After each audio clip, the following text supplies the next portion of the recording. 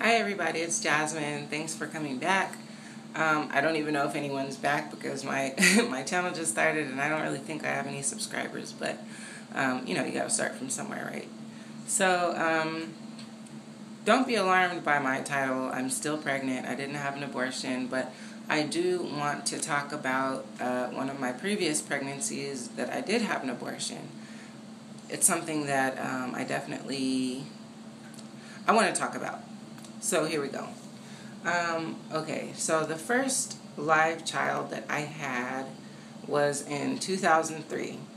I was actually only 17 years old when I had my son, and I had him by emergency cesarean section because when I was pregnant, I had a placenta previa, and once I was actually induced, they had given me Pitocin, which they actually weren't supposed to, which caused me to hemorrhage, and so I had to have an emergency C-section, and it really wasn't a very good experience.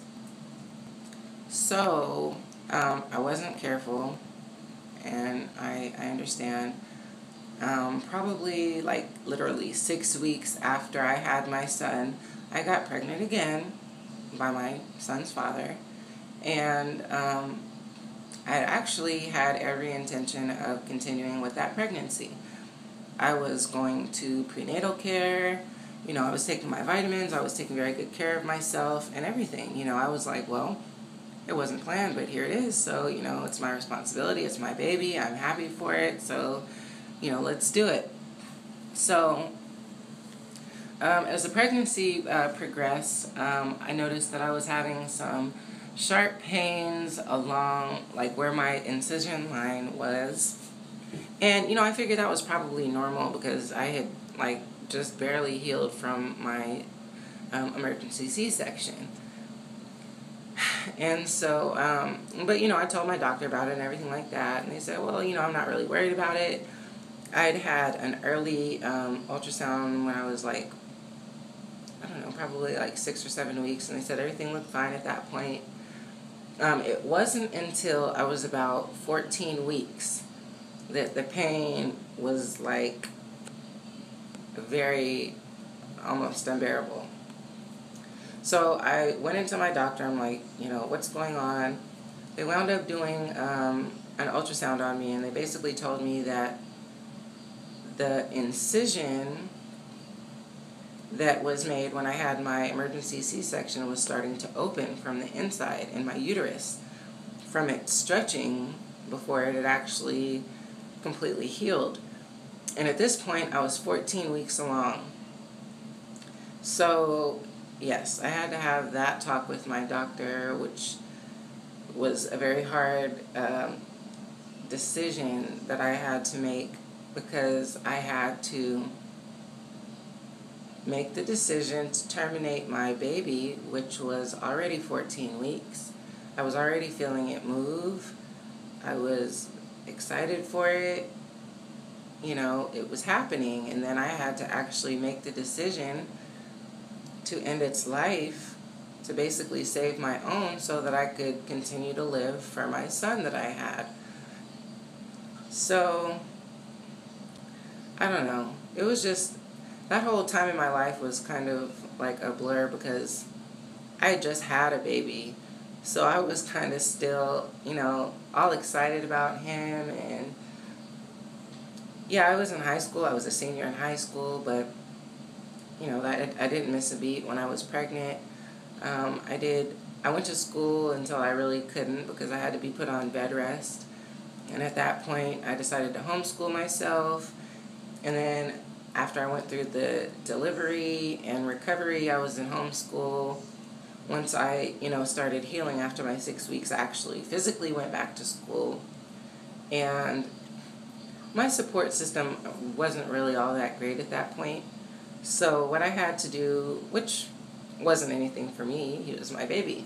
I wrapped him up and stuck him in a stroller, and I took him to school with me. I was in it was a private school. I won't call it an alternative school. It wasn't anything like that. I was actually the first person in that school to become pregnant. So it wasn't like a bunch of misfits or anything like that. It was just a very small, very close-knit type environment, and they were understanding of my situation, so they allowed me to bring my son, and I was able to, ultimately finish high school and get my diploma and all that. So I was kind of in the midst of, worrying about finishing high school, raising my son, and then I kind of had to make that decision, and I didn't really have time to think about it because it was kind of like a life or death situation. I was like, if I continue this pregnancy, there's a very good chance that I am going to die and my son will not have a mother anymore. So I kind of had to disconnect myself emotionally from the situation and kind of think of it in a logical way. Like, what do I need to do? Not what do I want to do, but what do I need to do? So I went ahead and told my doctor probably a couple days later that I was going to go ahead and go through with the termination, and it really was not, it wasn't a very good experience. It wasn't like a Planned Parenthood type thing. It was actually, I was a member of Kaiser. I had to actually go to the outpatient surgery and, be prepped for surgery, and they had to give me like a Valium, and I don't know what else they gave me to calm me down, kind of I had to be asleep for this because my baby was 14 weeks, and I just remember when I woke up from surgery and I came out, I just felt like, I don't know, I just felt like I wasn't even there. I mean, that's something I just would not do. Like, did I really just do that? And here it is, like 13 years after the fact, and I still have not forgiven myself for that, even though in my mind I know that that's like what I had to do, or at least I think that's what I had to do. I still can't find a way to forgive myself because I'm like, my baby was moving, it was, it had a strong heartbeat, and I don't know. I made the mistake at one point of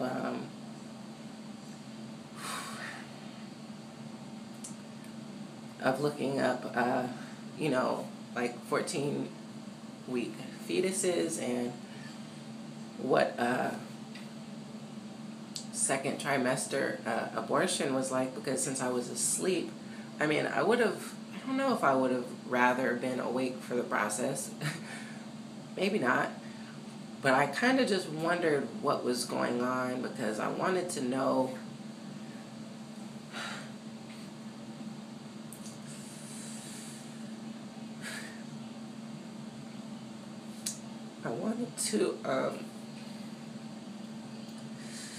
try to make peace with myself, and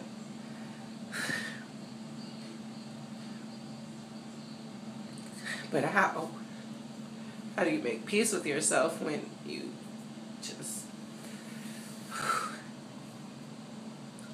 yeah, sorry. I wasn't gonna cry. I haven't cried for like a long time, but yeah, that is definitely something that never leaves my mind. I've never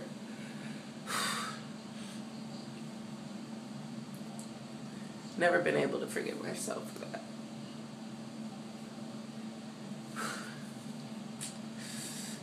And I'm not sure if I ever will, but damn it, I have to talk. Can't be sitting here looking all ugly, crying and shit. But sorry. But yeah, I haven't really gotten over that, and I don't really know if I ever will. I don't know. I just kind of, I prayed to God. I asked for forgiveness. I've asked God to forgive me. I've asked myself to forgive me. I've asked my baby to forgive me for what I did. 'Cause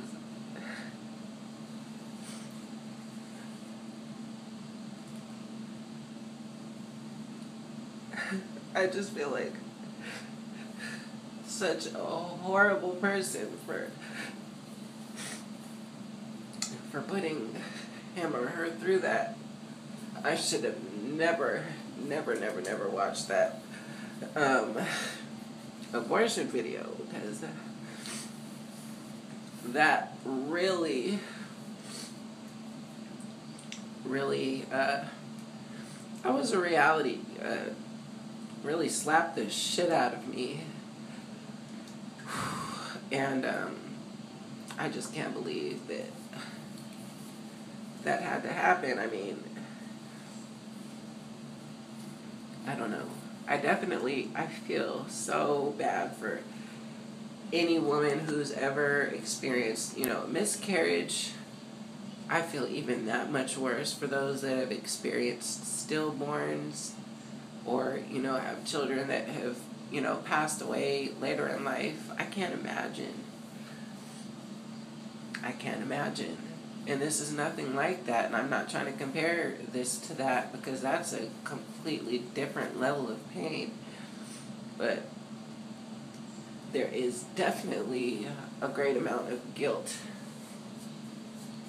that is still lingering in my heart from that experience. So I kind of thought that maybe me making this video, I didn't plan on crying, the fuck. I just kind of thought I would, get it out there and just say it, and that was going to be it. But I think it wasn't until this point today that, closure, no, I don't think that's quite the word. Maybe, I don't know, acceptance, maybe I've come to that point.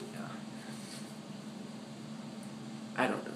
I really don't know. I'm trying not to be hard on myself, because, I really don't feel as though I had another choice. But, yeah. So,